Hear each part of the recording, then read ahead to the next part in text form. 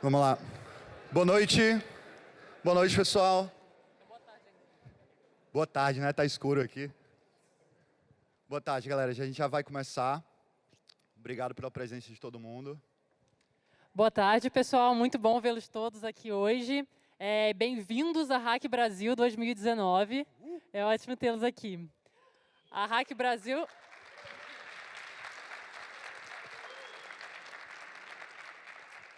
Hack Brasil, que é conhecida também como a mãe de todas as hacks. Então, estamos aqui com uma responsabilidade muito grande. Meu nome é Elisa. E eu sou o Edil. E esse momento aqui hoje é muito importante para a gente e para as 5 equipes que também vão apresentar, porque é o resultado de um trabalho, né, que vem já há um ano. A gente abriu as inscrições lá para julho, agosto do ano passado. E hoje a gente tem as 5 equipes aqui apresentando. Então, realmente, a gente está muito feliz de ver o final dessa jornada. E que jornada, cara. Passa um filme, toda essa galera que está trabalhando junto há mais de um ano, vê a conclusão disso tudo. E vocês imaginam, se eu tô assim, nesse princípio de nervoso, imagina como é que tá os finalistas aqui, né, cara? Mas eu queria pedir para dar só 2 passos para trás, eu queria parar e colocar todo mundo na mesma página. A gente já imagina porque está todo mundo reunido aqui. Mas eu tinha pensado em algo, tipo, só como uma introdução e pensei, cara, hack, esse termo tá na moda, né? O hack, hackathon. E eu tentei fazer alguma conexão, mas, tipo, quer saber, cara, falar de hacker, o que é hacker para brasileiro, é relativamente fácil. Cara, o Brasil tem muitos problemas, a gente está reunido aqui para dialogar sobre isso, mas o brasileiro de verdade enxerga isso como desafios, como oportunidades a serem superadas. E o hacker é isso, cara. É olhar os desafios, é querer superar, é olhar de maneira diferente. O brasileiro, por si só, é engenhoso, é esperto, está sempre de olho de como fazer algo de maneira melhor e dar a volta por cima, né? A gente não desiste. Então, o brasileiro, por si só, é um hacker. E a nossa cultura brasileira nos faz viver dentro de uma cultura maker, de fazer as coisas acontecerem. É isso, Edil. A gente assim vê que nós somos a nação hack, né? A gente gosta de se chamar assim. E a Hack Brasil é feita para aquelas pessoas que são inquietas, que querem questionar o status quo, que querem usar da tecnologia para causar impacto positivo no Brasil. A missão da Hack em si é exatamente essa. É o empreendedorismo e a tecnologia para o desenvolvimento de soluções inovadoras e concretas para mudar a realidade do nosso país. A Hack Brasil é puramente isso. E aí, desde agora, junho, né, a gente começou com 400 equipes inscritas na Hack Brasil. E aí, dessas 400, nós escolhemos, selecionamos, com base no processo bem competitivo, 35 delas para participarem da nossa fase Maker, que são 3 meses de aceleração online. Nesse momento, as equipes têm acesso à mentoria e também a oficinas e workshops com diversas temáticas. Depois desses 3 meses, então, a gente selecionou as grandes estrelas da noite, que são as 5 finalistas. E que processo, cara. Inclusive, vale até ressaltar alguns dos mentores se conectaram tanto que estão presentes aqui. Então, é algo realmente marcante pra gente. Foi uma jornada e tanto. E, cara, não é clichê, assim, tipo, as 15 pessoas que estão aqui representando as 3 equipes, esses caras já são grandes vencedores, assim. E eu falo que não é clichê porque não é só pelo fato deles terem chegado até aqui, é pelo fato da gente ter acompanhado aquelas 400 equipes, um mega desafio, cara, para a gente filtrar para 30, 35. E vocês imaginam o tamanho do desafio para filtrar para 5. E mais do que passar por esse processo, como eu falei, é eles terem nos inspirado nesse momento, dos 30 para os 5, e mostrar que os caras vivem por esse propósito, assim, e se movem por causa disso. Então, essa turma que está aqui, cara, representa muito o que a gente sonhou para entregar essa noite para vocês como Hack Brasil. Então, eu queria pedir, cara, que os 15 representantes se levantassem. E já, cara, uma salva de palmas para vocês. Obrigado, galera. Os outros 5 representantes já estão em pé aqui, eu sei que eles, né, é outro esquema. Mas antes de partir agora, tipo, para apresentar de fato as 5 grandes estrelas da noite, a gente precisa de um tempo, mais um passo para trás, para agradecer e apresentar agradecer muito a presença dos nossos 7 jurados, que vão viver o maior desafio de todos, né? Que eu estava falando, foi tão difícil chegar até 5, eles vão ser os responsáveis, então, para filtrar para o grande campeão. Exato, a gente sabe como foi difícil, então a gente decidiu terceirizar um pouco aqui a responsabilidade para vocês nesse momento. Então, vamos aproveitar para apresentar um pouco cada um dos nossos jurados, em ordem alfabética. André Street, fundador da Arpex Capital Stone.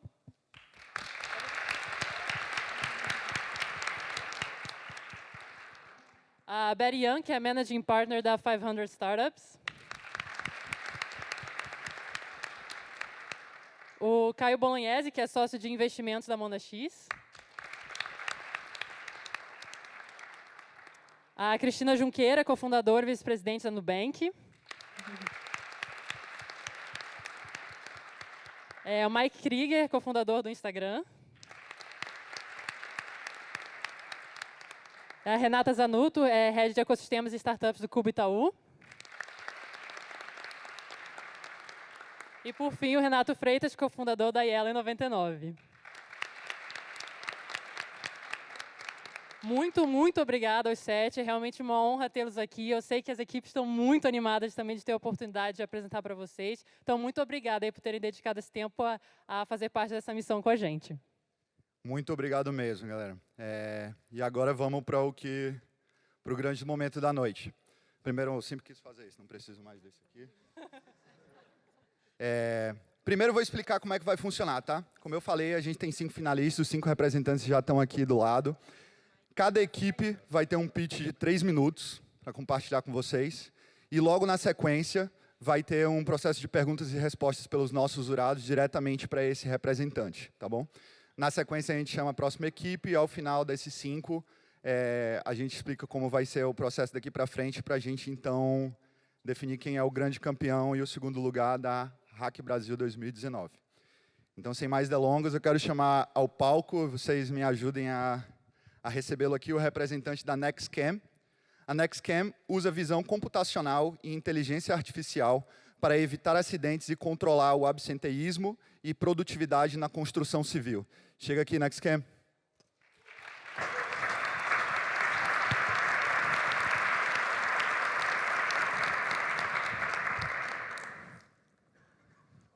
Oi, eu sou o Guilherme Vogt e nós, a NextCam, nos propomos a reduzir o risco e aumentar a eficiência dentro da construção civil através da visão computacional e da inteligência artificial. Como contexto, obras são um caos, os riscos estão por todos os lados e é um setor dotado de uma ineficiência crônica. E mais que isso, todos os membros da equipe têm familiares ou colegas próximos que sofreram e sofrem até hoje com esses acidentes. Isso acarreta em 2 gigantes problemas. O primeiro é na segurança. Custa muito para o país e para essa indústria os acidentes de trabalho. E a chance de um trabalhador overworked desse cenário se acidentar é muito maior. Sem falar que o acompanhamento na construção ele geralmente não é contínuo, ele é periódico. E isso acentua ainda mais essa dor. E outra face desse problema mora na eficiência. Quando a gente considera o atraso médio de um empreendimento no Brasil, é possível correlacionar 76% dele a pessoas e acidentes. E isso gera um rombo no setor que pode ser até estimado a 10 bilhões de reais. E como que a gente vai resolver esse problema? Com câmeras instaladas nos canteiros, nós, a NextCam, usando análise de imagem, somos capazes de atribuir o homem-hora para esses colaboradores e equipes. Assim, podendo entregar. E, além disso, verificando se esses profissionais adentram o canteiro de obra com os devidos equipamentos de segurança. Nós somos capazes de gerar relatórios semanais e diários para o técnico de segurança e para o gerente de obras, para que esses profissionais possam agir antes do acidente e antes do atraso, porque a palavra é prevenção.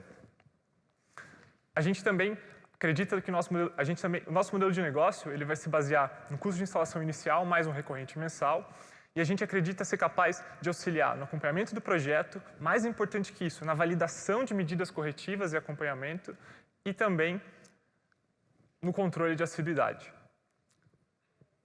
Como que a gente tem tanta informação? Da onde vem tudo isso? Foram mais de 100 entrevistas ao longo da nossa jornada, mais de 30 experimentos para validação de MVP realizados, sujamos a bota, fomos em obras, sentimos na pele a dor do nosso cliente, para poder entender como tudo isso funciona. A Metro é o nosso grande early adopter de São Paulo, a gente já tem um segundo piloto rodando numa obra deles, sem falar em pilotos que rodam em outros mercados.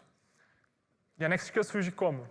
Comigo e com o Adriano, trabalhando juntos lá fora, na Alemanha. Hoje, o nosso software de visão funciona numa planta da Audi e lá a gente trabalha numa startup e se encanta com esse universo e decide voltar para o Brasil e mudar a nossa realidade. E já o Luiz, eu conheço ele há mais de 10 anos e a gente estuda junto desde o ensino técnico e ele trabalhou no Ministério Público, sentiu na pele essa dor de atraso de obras e outras coisas, sem falar nas nossas consultorias em segurança, design e os nossos mentores.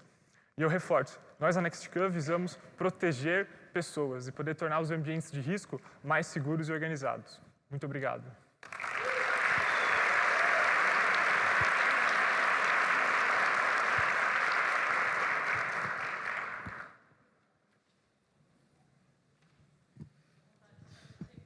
Oi, Guilherme. Uma pergunta. Qual mudança de comportamento você tem visto no MVP? Em termos de, ou só na instalação, o pessoal percebendo que tem uma câmera mudando o comportamento, ou em termos de assim, insights que você pode dar para o pessoal da construção? Ótima pergunta. A gente não encontra um enviesamento no comportamento, porque o acompanhamento contínuo, até agora a recepção foi tranquila na instalação da câmera e tal. A gente foi aprendendo mais como melhorar esse processo, como melhor entregar essa informação. A gente também entendeu que algumas dores são maiores do que outras. O nosso corner é trazer a segurança para dentro desses ambientes. O nosso byproduct é ajudar esse pessoal a controlar. Então, a gente entendeu nas construtoras, a gente encontrou problemas do tipo, a gente tenta controlar esse pessoal com crachá. Entra uma pessoa com 4 crachás, ela bate ponto pelas 4, não vai. Deu um acidente, eles às vezes não têm noção nem de quem estava lá dentro para poder vasculhar e correr atrás. O mínimo de informação já ajuda. Por isso que a gente manda o WhatsApp, porque é o jeito, por experiência de usuário, coisinha de design, a gente entendeu que é o jeito mais fácil de se comunicar com o pessoal da construção. Eles usam isso no dia a dia deles. Eles não querem mais um dashboard na frente deles, acabando com e tendo que ter mais uma rotina de gestão, porque ele já tem tantas, cara. Então, esse é parte da validação do nosso MVP até hoje. Tá. Deixa eu fazer uma... Alô, tá me ouvindo? Tá? Sim. Você tem alguma estimativa de resultado disso? Por exemplo, depois de implementar um sistema como o nosso, os acidentes diminuem em X%, ou o atraso diminui em X%. Quanto que você estima que isso vai ter de impacto? Né? A gente tem, mas a gente acha a formação privada e um pouco sensível. Eu posso falar que tem melhora e a gente encontra desvios. Assim. Em um dos pilotos, não necessariamente com essa construtora, a gente chegou a um desvio de 10% em entrega de horas e, cara, do fundo do coração, assim, gente de chinelo de dedo operando serra circular no chão com maquita. Porque não estava o gerente lá, não estava a gente trabalhando lá. Isso, para a gente, tem um peso muito grande. Você pode falar um pouquinho sobre quem são os seus concorrentes hoje? Como que esse risco está sendo gerido? Me conta um pouquinho da dor do teu cliente hoje. Com certeza. Acho que eu já ilustrei o problema, claro. A dor do cliente é tanto... Agora a gente volta para um corner que a gente se encontrou na empresa. Geralmente, quando você dispõe novos dispositivos de segurança, as pessoas tendem a ficar mais relaxadas e o risco tende a se amenizar ao longo do tempo. É como, quanto mais segurança você dá para um paraquedista, o número de acidente de paraquedas não diminui, né? A gente foi entender que o problema da segurança não é a correção. O problema é cultural.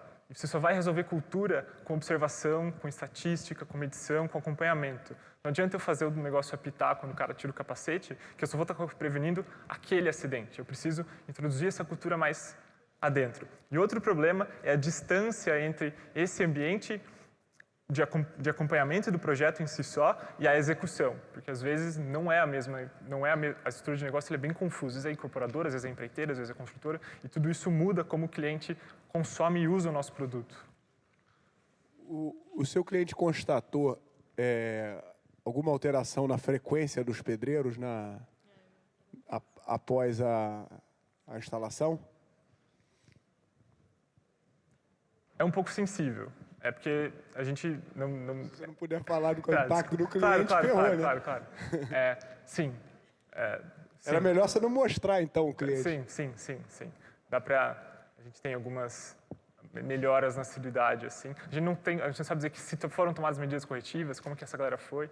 A gente é muito preocupado com a ética da nossa solução e com a proteção da privacidade das pessoas. Então, a gente não vê nada. Quem vê é o nosso cliente e as pessoas estão lá trabalhando. Tudo para a gente é código, é número, operador XYZ, chega no final para eles. Mas às vezes a dor do cliente vai ser muito mais nesse sentido do que especificamente na parte só da segurança. Às vezes ele vai querer comprar por conta da frequência, por causa da ociosidade dos trabalhadores, que isso é muito latente no ramo de construção de obras no geral, né? A gente concorda. E esse é meio que é sempre a pedra a ser quebrada no momento da venda, assim. Você pode falar um pouco da segmentação de cliente, quão fragmentado esse mercado é e como é que vocês estão pensando em atingir o mercado, o go-to-market? Então, o mercado da construção, a gente tende a ver ele como uma coisa só, mas ele é bem dividido mesmo. Tem a parte de edificações, infra, reformas, métodos rápidos e menores. A parte de edificações é que a gente consegue penetrar com um pouco mais de facilidade, porque a gente consegue entender que geralmente são muitos projetos para escritórios pequenos e esses caras trabalham com um overhead muito grande de projeto. E vai muito dinheiro numa coisa que é para tentar corrigir o que fica para trás, para trás, para trás, para trás. Então, esse é o nosso segmento, passo número 1, eu diria. Obrigada, Next. Essa foi a última pergunta. Obrigado.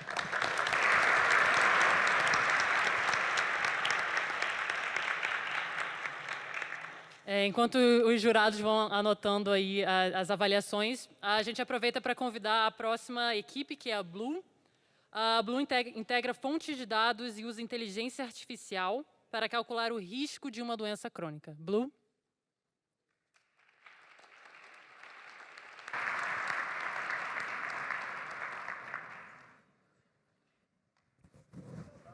Pode ir? Boa, obrigado. Oi, eu sou o Pedro, fundador da Blue, a nova maneira de prever doenças crônicas. Isso mesmo, hoje no Brasil as pessoas ainda morrem por doenças que poderiam ter sido evitadas. Mais de 50 milhões de brasileiros são doentes crônicos, gerando mais de 15 bilhões de reais gastos em despesas hospitalares para os planos de saúde, fazendo com que a maioria das pessoas possam nem sequer pagar pela própria saúde. E sabem ainda mais, 30% desses casos poderiam ter sido evitados, inclusive um da minha família. Então, nós começamos a conhecer o trajeto, a história de cada paciente e descobrimos um novo problema. Como, então, prever doenças crônicas, sendo que os dados estão separados por diferentes tecnologias na saúde? Por exemplo, quantas vezes vocês já tiveram que fazer o mesmo exame em diferentes lugares?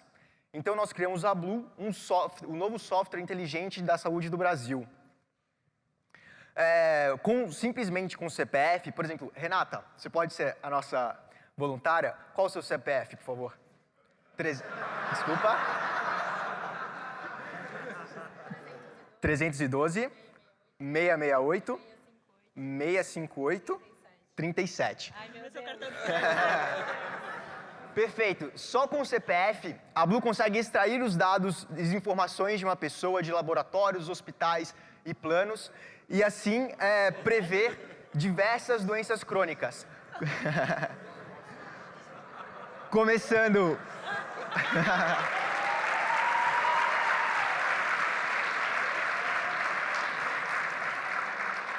Boa, obrigado. Começando pelas doenças cardiovasculares, como hipertensão e diabetes. E assim o nosso modelo de negócio é voltado para os planos de saúde com a venda de assinatura mensal paga pelos planos. Já conseguimos, inclusive, um acordo com o nosso primeiro cliente, um dos 3 maiores planos de saúde do Brasil, o que seria possível faturar até R$1 milhão com investimentos em avanços da Blue nos próximos 12 meses. Conseguimos também nos aproximar do DataSUS, a maior base de dados da saúde do país, e ampliar também o nosso caso de modelo preditivo dentro da Votorantim para mais de 600 pessoas. Com a ajuda da Hack Brasil, vamos conseguir expandir e investir em novas fontes de dados. Vamos também focar no monitoramento de wearables e dispositivos e assim melhorar a assertividade do nosso modelo preditivo. A nossa equipe é dividida em negócios, inteligência artificial com o Rafael e o Igor, o nosso engenheiro de software, que inclusive já fundou uma ONG voltada para a saúde. Nós três estamos juntos, trabalhando todos os dias para mudar de uma vez a vida de 15 milhões de pessoas no Brasil. E vocês estão juntos com a Blue? Obrigado. Perguntas e respostas. Sim, Rafa. Boa. Substituição. Gente, eu sou o Rafael, fiquei mais na parte técnica, por isso eu vim aqui responder algumas perguntas.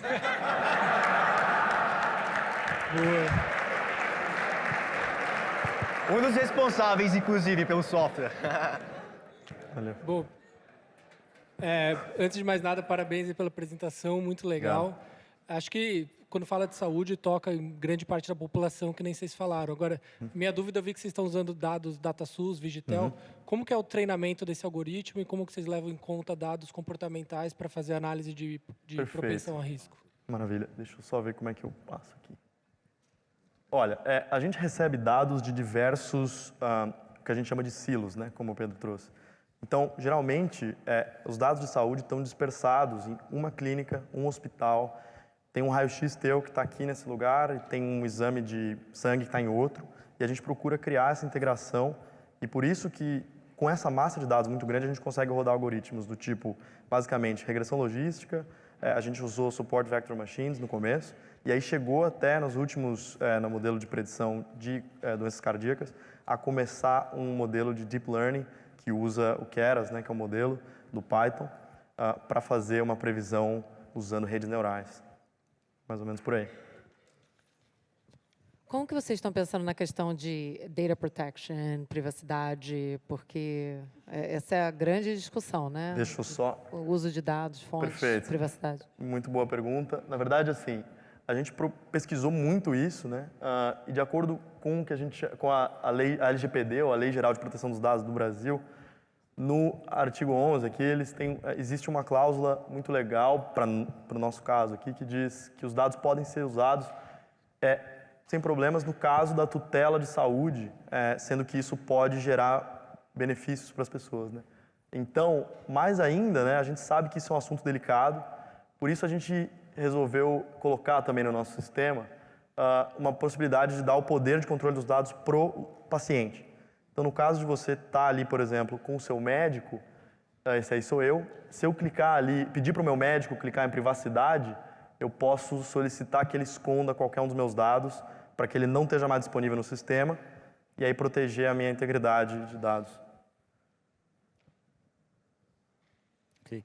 Eu entendi que você tem dados dos exames e tal, mas como que você mede a eficiência? Por exemplo, você falou assim, X% diabetes, quanto isso está certo? Em termos de acurácia, Exato. A gente procurou modelos preditivos que já tinham... a gente começou com modelos bem básicos e foi trabalhando em cima do machine learning mesmo para conseguir aumentar a assertividade.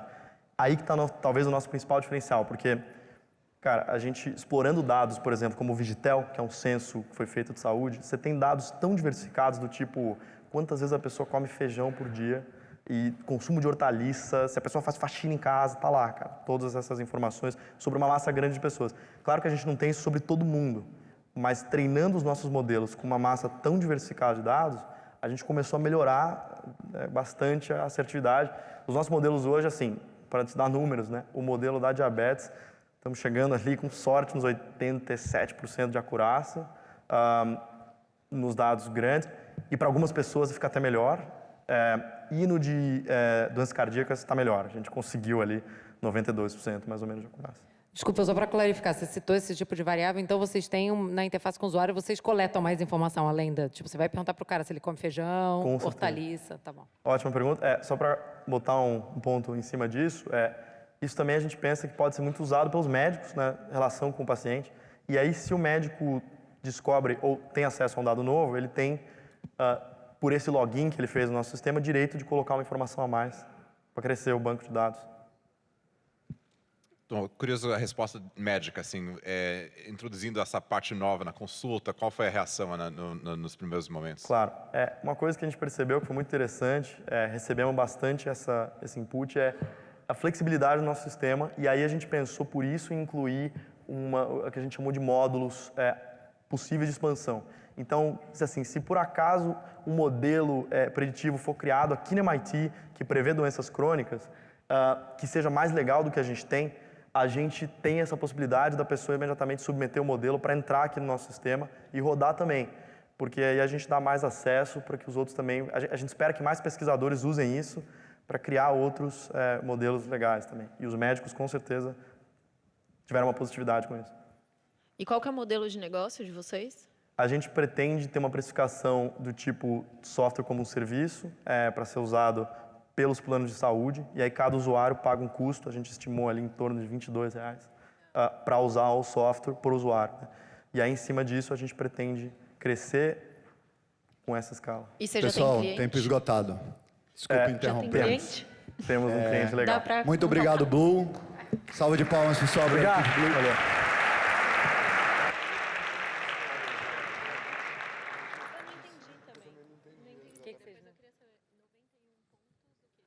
Agora, chamar ao palco a equipe Aqualuz.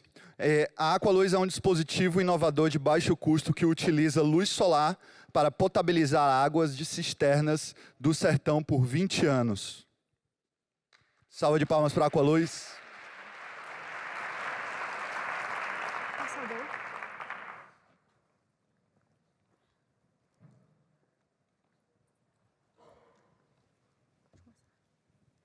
Oi, boa tarde a todos. Eu sou Ana Luísa, sou fundadora da STW e eu trago aqui o Aqualuz, dispositivo reconhecido pela ONU que potabiliza água de cisterna usando luz solar. Quem aqui teria coragem de tomar essa água? Bom, muitos não têm opção. Cerca de 2,3 bilhões de pessoas no mundo e 35 milhões no Brasil sofrem com acesso à água potável e saneamento. Uma dessas era a Dona Maria, que utilizava filtro de barro e constantemente seus netos reclamavam que estavam sentindo diarreia, que é uma doença de veiculação hídrica que impacta tanto na renda da família para comprar remédios quanto nas aulas das crianças que faltam.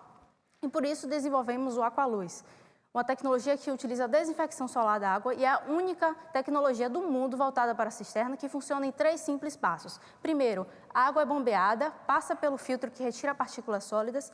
2, vai para o reservatório e fica exposta diretamente à radiação solar, onde o sensor vai mudar de cor e avisar o usuário que a água está pronta e livre de micro-organismos. E 3, o usuário vai retirar a água, consumindo e impactando a vida das pessoas como Dona Maria. E por que o Aqualuz? O Aqualuz, ele considera os aspectos sociais, principalmente preço, a durabilidade de 20 anos e a manutenção prática, que pode ser feita com qualquer coisa que a pessoa pode encontrar dentro de casa. E o nosso modelo de negócio é voltado para ONGs, onde a gente tem a parceria para implementação, as empresas que, com projetos de responsabilidade social com ticket médio de 200 mil, a gente consegue dar o projeto para elas, focando no ODS6 de água e saneamento, e o governo, que a gente tem uma redução com gastos na saúde.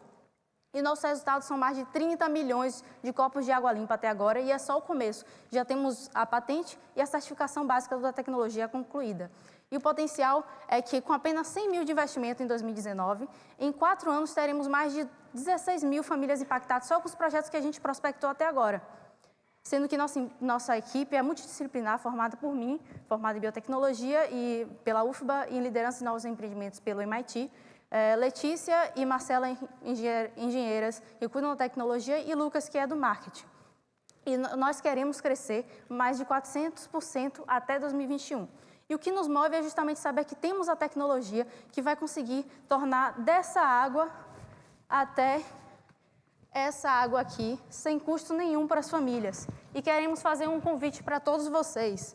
Vamos matar a sede no Brasil? Obrigada.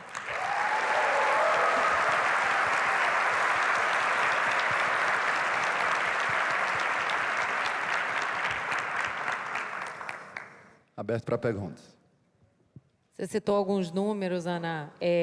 Quantos aparelhos vocês têm hoje? Estão sendo utilizados por quem? Onde está esse protótipo? Certo. Então, a gente tem 35 aparelhos instalados só nesse ano, que foi esse ano que a gente concluiu o desenvolvimento da tecnologia. Então, nos últimos 3 meses, a gente fez implantações em 4 estados, Bahia, Alagoas, Ceará e Pernambuco, com parcerias com ONGs e alguns órgãos do governo.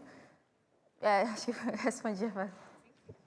Legal. Você falou um pouco de custo, o custo de produção, o custo de instalação, como é que é logística? Isso é entregue, como funciona? Então, a gente entrega para a ONG, que é parceira, ela vai fazer a implantação com o custo que foi pago pela empresa. O custo? Não, é R$500 unitário e a implantação é tão simples que leva 5 minutos. Pode ser feita até pelo próprio usuário, a gente já testou essas 2 possibilidades. Quais são os seus principais desafios? O principal desafio hoje que a gente tem é justamente por se tratar de uma tecnologia voltada para a saúde, a gente tem que ter esses números altos de piloto, a gente quer atingir 100 unidades instaladas com basicamente piloto nosso, sem ser venda, para conseguir fazer um estudo todo avaliar essas famílias e ter um relatório para apresentar para as empresas que a gente já tem, que elas só estão esperando isso para poder fechar o contrato. O modelo, então, é baseado nas empresas financiando a instalação desses equipamentos? Exatamente, empresa e governo, principalmente empresas. E o gargalo é concluir os estudos com as famílias que estão sendo expostas ao aparelho para provar que tem uma mudança de qualidade de vida, Exatamente. etc. A gente quer fazer o primeiro relatório de impacto baseado nessas implantações que a gente tem, para servir de modelo para vender para as empresas. Como vocês pensam no impacto internacional? Que parece um problema global e com uma solução que realmente é generalizada, né? Eu não entendi. O impacto internacional, tipo, o potencial de levar isso além do Brasil. Sim, a gente pode atuar na África, Ásia, outros países da América Latina, porque todos eles já possuem cisternas e a nossa tecnologia só precisa disso para funcionar. Ana, fala um pouquinho mais do produto em si, por favor. Certo. Então, a tecnologia que a gente tem, ela é formada por essa caixa, que é um tanque, um reservatório de inox, e tem um filtro antes dele, que não dá para ver muito claro, mas ele tem até um manualzinho que explica ali como funciona, tem a imagem do filtro aberta, que é esse aqui, esse tubinho número 5, e ali é a mangueira, já tem a bomba da cisterna, que vai passar pela mangueira, o filtro. Esse filtro ele vai impedir que partículas sólidas entrem na água, pois a água vai ficar dentro desse equipamento por um período entre 1 hora a 4 horas, como a gente sabe que o semiárido sempre tem sol abundante, geralmente leva 1h30 até 2 horas. E aí, com a capacidade de 15 litros, ele muda de cor, o usuário vê isso e retira a água. Claro que não precisa ser retirar imediato, mas assim que ele quiser, ele pode tirar e fazer um novo ciclo, para ter de 30 a 45 litros ao dia, que pode ser usado não só pela família, mas também por outras famílias ao redor, que a gente sabe que acontece esse compartilhamento de água muitas vezes nessas regiões. Tem algum desafio na construção dele? Se fizer Não, para não. fazer milhares? A gente levou 5 anos estudando essa tecnologia. Esse é o 9º protótipo, sempre acompanhando em campo, tendo os feedbacks das famílias. E esse foi o modelo que a gente conseguiu replicar, que já deu... Mas para trás, por exemplo, uma indústria consegue replicar isso em escala? Sim, consegue. Sim, a gente já tem o nosso parceiro de produção, a indústria. Quais são as alternativas hoje que... Hoje, as alternativas são o filtro de barro, a cloração e a fervura. O filtro de barro, como eu falei, ele tem a questão da manutenção, que às vezes a pessoa não troca a vela, ou seja, a água ela vai continuar saindo contaminada e a pessoa vai achar que está potável, mas não está. A cloração ela tem a questão do gosto, então as pessoas não gostam de usar. E além de ter esse fator do gosto, às vezes ela dosa menos, dosa mais, não tem essa regulação, também causam problemas. Quando dosa de menos, não faz a desinfecção, e quando dosa demais, gera consequências para a saúde, como doenças como câncer, que pode aparecer tardiamente nas famílias. E como que é a manutenção do equipamento de vocês? É só lavar o tanque com água e sabão e trocar o recheio do filtro por um pedaço de pano de algodão. A gente garante que a pessoa vai ter 20 anos de dependência de acesso à água potável. Legal. Parabéns. Obrigada. Obrigada. Beleza, obrigada, Ana.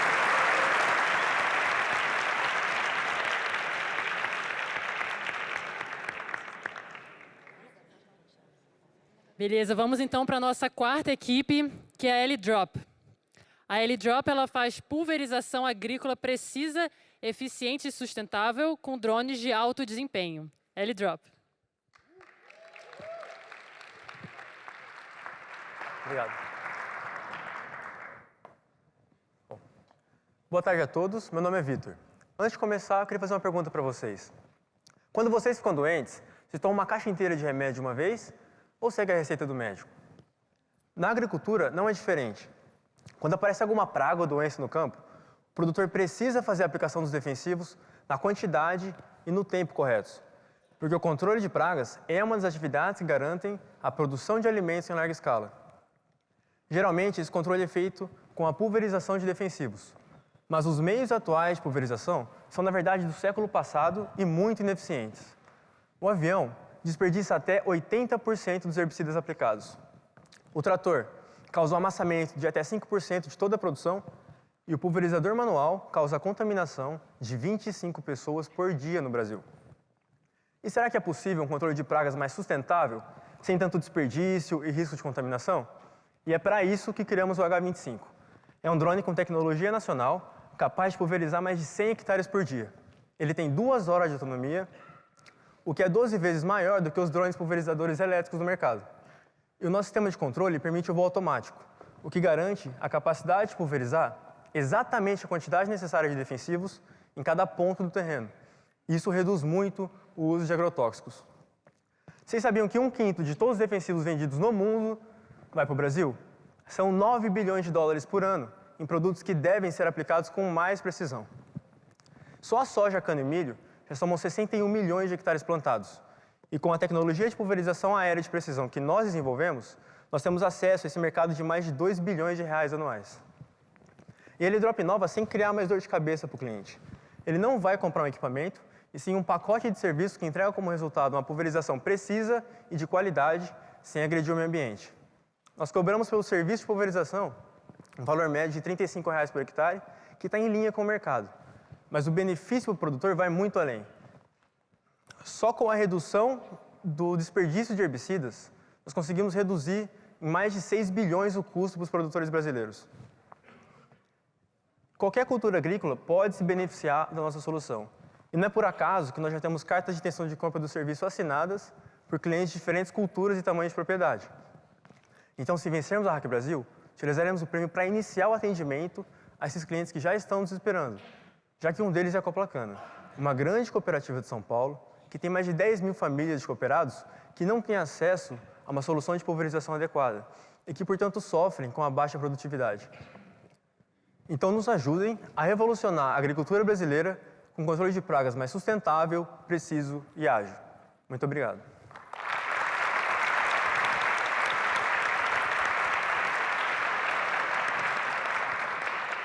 Obrigada. Você pode falar, por favor, sobre seus principais concorrentes e qual que é seu diferencial deles, por favor? Então, a gente está concorrendo principalmente com os métodos atuais de pulverização, que são os aviões agrícolas. Existem drones, só que a maioria dos que existem hoje são elétricos. Qual que é a nossa diferença? O nosso drone é com motor a combustão, porque o principal requisito na agricultura é ter um alto rendimento, principalmente no Brasil, que as fazendas são muito extensas.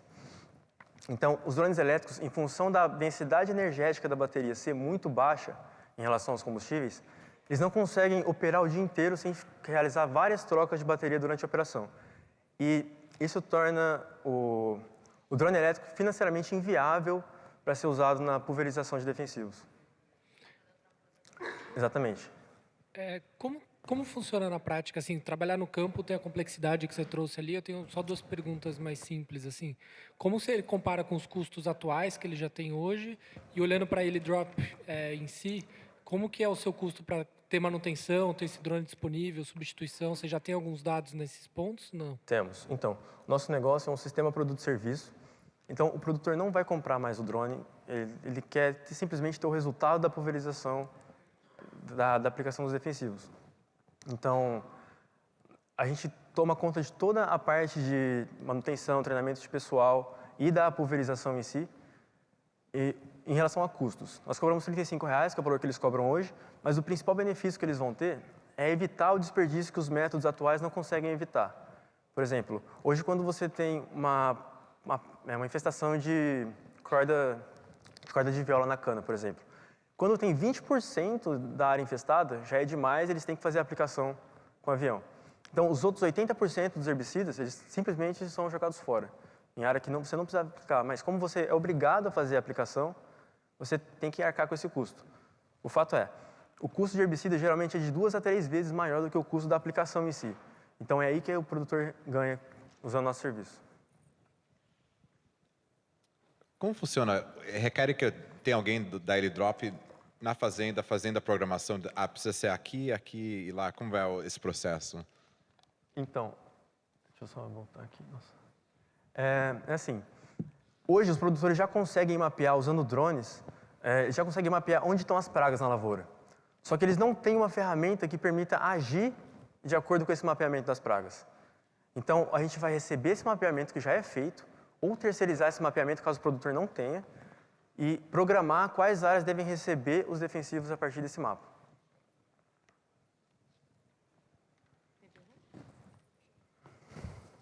Fala um pouquinho sobre o time, por favor. Sim, nós somos 3 engenheiros lá da USP de São Carlos. Nós trabalhamos juntos já há 4 anos em outros projetos extracurriculares. Nós somos 2 vezes campeões nacionais em competições de engenharia de mobilidade. Nós participamos de Fórmula SAE. E nós estamos há 2 anos desenvolvendo esse drone já. Então, ele foi um projeto que partiu do zero, baseado em mais de 100 entrevistas que nós fizemos visitando usinas, produtores menores, conhecidos. E a gente teve que pivotar algumas vezes, mas foi baseado nesses requisitos que eles passaram para a gente, da ferramenta ideal que eles necessitam. Então, nosso conhecimento é bem complementar. Eu sou da parte de aerodinâmica e estruturas. O Bruno cuida da parte de eletrônica e sistema de controle, e o Guilherme Donati cuida da parte de fabricação, que é muito importante porque é um equipamento que não tem para vender no Brasil. Esse porte de drone não existe ainda para vender aqui no Brasil. E os que tem para comprar lá fora, eles têm um custo muito absurdo para o agronegócio e torna o modelo de negócio inviável financeiramente. Então, por isso que a gente teve que desenvolver um hardware para isso. Atualmente, a gente está na fase final de construção desse protótipo e a gente tem cliente que liga quase toda semana falando: e aí, você veio aqui visitar, eu quero comprar vocês. Já está pronto? Então, por isso que a gente está correndo para conseguir terminar esse drone e iniciar esses testes de voo. Quanto custa o hardware? É assim, como a gente vai prestar o serviço, o custo da ativação não é simplesmente o custo do drone, envolve o custo de treinamento de um operador, contratação de um assistente e a fabricação do drone e da estrutura necessária de suporte. Ele custa R$150 mil para a gente começar a operar. E a geração de fluxo, a geração de caixa livre dele é em torno de R$20 mil por mês, mensal. Quanto vocês esperam que ele custe em escala? Porque isso é agora, né? Ou seja... Agora, cada unidade do drone custa R$45 mil. Em escala, a gente consegue abaixar isso para metade, esgotado, pelo menos. pessoal. Desculpa interromper. Metade, 25 mil. Obrigado. Palmas para a Elidrop.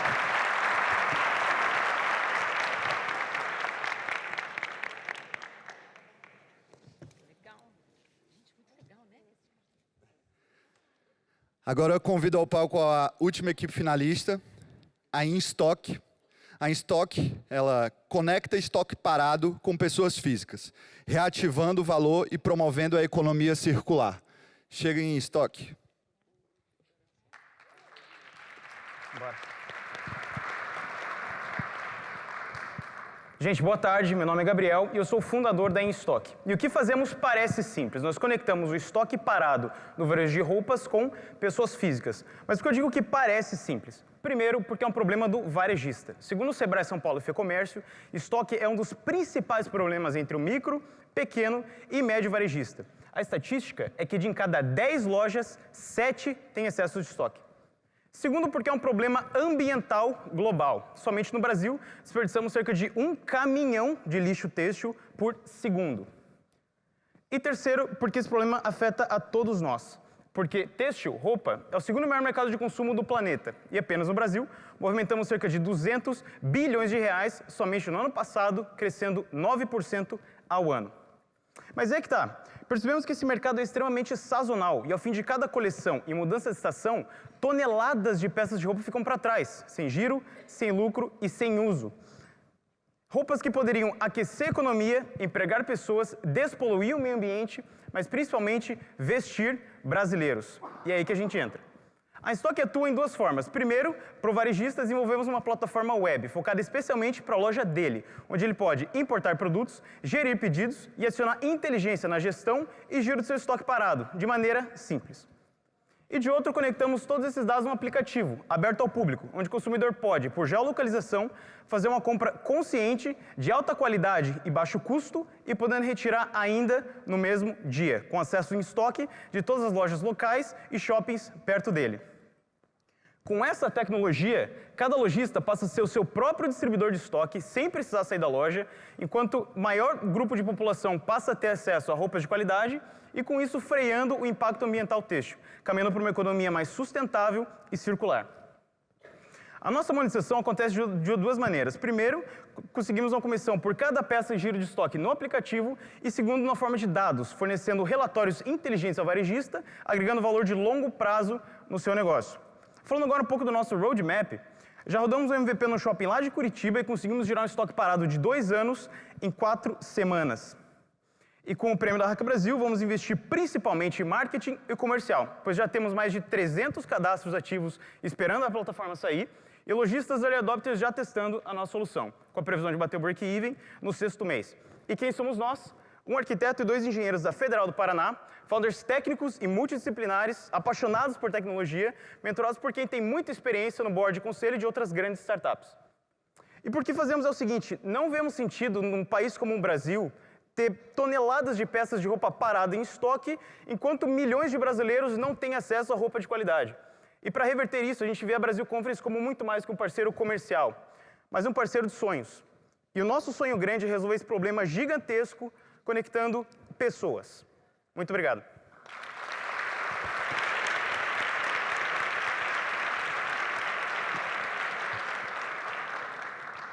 Cara, para mim, esse problema do estoque é um problema que eu não sou muito familiarizado. Me explica um pouco por que o problema do estoque acontece e por que você resolve o problema. Porque eu fico imaginando aqui um vendedor que comprou uma coisa que ninguém quer, vai ter estoque acumulado, mas a sua solução não vai resolver. Me explica um pouco melhor isso. Perfeito. O problema do estoque acontece por vários motivos, principalmente quando a gente percebe, quando a gente falou com vários lojistas, é que a previsão de demanda muitas vezes é errada até pela falta de dados.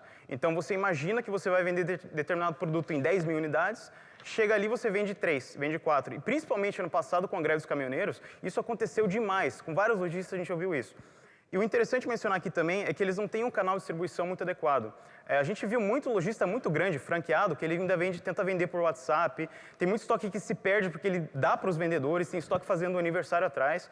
E a gente entende que esse tipo de solução ele precisa ser intuitiva. Muito lojista ele não quer colocar ali queima de estoque, saldão, porque é muito ruim para a marca. E a própria franquia fala para eles não fazerem isso. Então, isso foi um dos motivos que o estoque fica parado e um dos motivos que eles aceitaram, até muita surpresa nossa, aceitaram bem nosso produto. E a marca não tem problema de colocar o produto depois no teu aplicativo para queimar o estoque? Não tem problema. Por quê? Porque como a gente trabalha especialmente com loja física, a gente faz com que nesse primeiro momento o consumidor vá na loja ainda retirar. Ele pode retirar na loja, no shopping, eu vou no shopping quinta-feira, faço a compra pelo aplicativo e já fico me esperando. Então é uma loja que eu conheço e nisso ela não perde a marca, o que ela ganha na verdade na experiência do cliente. Por quê? Porque você agora não precisa fazer uma compra em shopping olhando a vitrine, você faz no teu sofá de casa, quando você for para o shopping você retira. Ela baixou o preço para poder aparecer no seu aplicativo? Sim, essa pergunta é excelente. Por quê? A gente trabalhou com o primeiro MVP numa margem que o lojista ele vendia na frente, na vitrine, uma camiseta Calvin Klein. Ele vendia por 149, se eu não me engano. E quando a gente começou a rodar esse primeiro MVP, ele falou que ele poderia cortar a margem dele e vender até por 59. E a gente colocou na nossa plataforma e falou, olha, não vamos tentar cortar tanto, porque vai parecer meio shady, então vamos fazer 60, 70. E isso já deu margem para ele e a gente conseguiu rodar.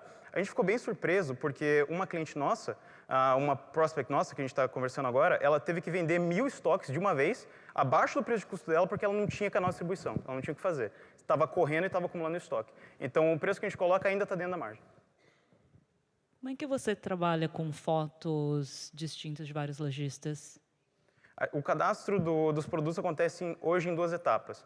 A gente tem um cadastro pela plataforma, que a gente tem um acionar produto, ele pega desde do produto, imagem, subimagem, característica, SKU. A gente também tem, nesse primeiro momento, em MVP, a gente tem uma lista de Excel, que ele pode importar todos os dados automaticamente na plataforma e, com isso, ele já faz o upload.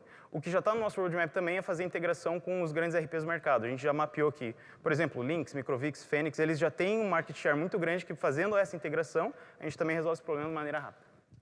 Eu ia te perguntar sobre isso, porque quem trabalha com varejo sabe que o próprio controle de estoque já é um problema. Eu queria entender se a tua solução ela depende de que o varejista tenha resolvido o problema de estoque ou vocês também estão se propondo a ajudar ele a resolver o problema do controle de estoque?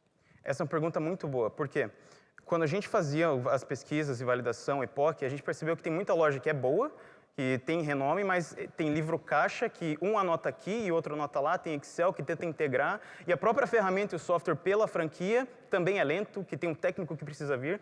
Então a gente focou muito na experiência e usabilidade da ferramenta. A gente colocou na frente do lojista, a gente fica do lado para ver ele mexer, ele fala, olha, é muito fácil, literalmente em 3 cliques você vê como está a saúde da sua loja, posso até voltar aqui, você consegue acionar produtos, você vê toda a saúde da sua loja naquela primeira tela ali. Tem aquela tela do lado onde você pode acionar produtos, gerir pedidos e entender o que está acontecendo com o seu estoque parado. E considerando que é um aplicativo e que as pessoas estão entrando no aplicativo para comprar, você não acha que pode frustrar um pouco quando você fala que ele tem que ir até a loja retirar? Você já pensou em fazer parcerias, por exemplo, com Rappi, com outras redes que possam fazer essa integração e levar até a casa da pessoa para ela ter uma experiência end-to-end? Já. Inclusive, a gente já conversou a gente está mapeando, a gente já tem como contato uns deliveries que são especializados em Curitiba, e a gente entende que nesse segundo momento isso vai acontecer. Uma forma muito... Um cuidado que a gente teve bastante, por exemplo, em saber com quem a gente trabalha, qual o nicho que é o nosso cliente, a gente trabalha muito com jovem, a gente trabalha muito com universitário, que não quer pagar caro numa roupa de marca, mas ainda quer se vestir bem. Então, esse cara de 18 a 26 anos, ele iria ao shopping retirar porque ele já faz isso durante o dia a dia. Queria saber sobre o marketing do aplicativo, como você imagina cresceu a base de usuários? A gente teve uma surpresa muito boa, porque desde que terminou a Hack Brasil há 1 mês e meio atrás, por aí, Tempo a gente esgotado, gastou 1 Gabriel. centavo em marketing. Desculpa interromper, mas 5 minutos. Depois eu te respondo Salva de melhor, palmas mas a gente está muito feliz com isso. para InStock.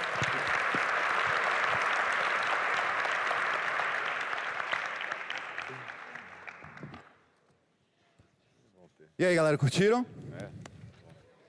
Que legal. Salva de palmas para as equipes aí de novo. Obrigado, pessoal.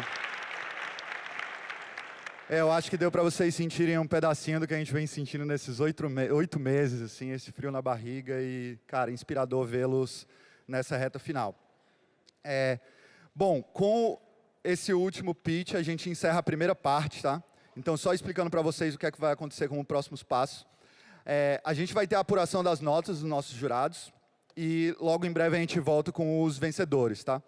Nesse meio tempo, a gente vai ter um painel incrível, cara, com outro grande empreendedor que continua fazendo a diferença e expandido em um mercado, um segmento que gera tanto senso de propósito e é uma base forte para a gente como humanos, que vai ser o Can e o Denis. A gente vai ter uma pausa de 5 minutos só para transição de painel, então, até já. Obrigado, pessoal. Oi?